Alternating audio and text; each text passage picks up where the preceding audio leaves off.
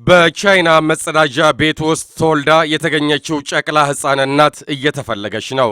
በቻይና ቤጂንግ በአንድ የሕዝብ መጸዳጃ ቤት ውስጥ ይህችን ዓለም የተቀላቀለች እንቦቀቅላ ሕፃን በፖሊስ ሕይወቷ ሲተርፍ የሚያሳየው ምስል ልብ የሚነካ ነው። በአካባቢው የሕፃን ድምፅ የሰሙ ሰዎች ናቸው ለፖሊስ ደውለው የሕፃኗ ሕይወት ሊተርፍ የቻለው።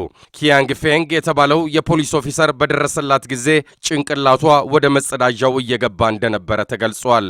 የፖሊስ ኦፊሰሩን መረበሽ በሚያሳየው በዚህ ፎቶግራፍ ላይ ኪያን የሰዓታት ዕድሜ ያላትን ሕፃን ከመጸዳጃ ቤቱ ወለል በጥንቃቄ አንስቷታል።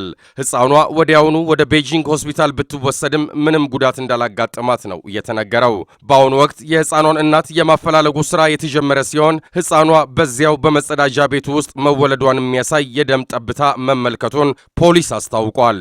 ከጋብቻ ውጪ የሚወለዱ ቻይናውያን ሕፃናት በሚደርስባቸው ማኅበራዊና ኢኮኖሚያዊ ተጽዕኖች መገለል ችግር ይደርስባቸዋል። የአገሪቱ የአንድ ልጅ ፖሊስም ከአንድ በላይ ልጅ ባላቸው ጥንዶች ላይ ተጽዕኖ የበረታ ነው ይባላል። በፈረንጆቹ 2013ም በምስራቃዊው የዢዊንግ ግዛት ተመሳሳይ አጋጣሚ ተከስቶ እንደነበረ ዴይሊ ሜል በዘገባው አስታውቋል።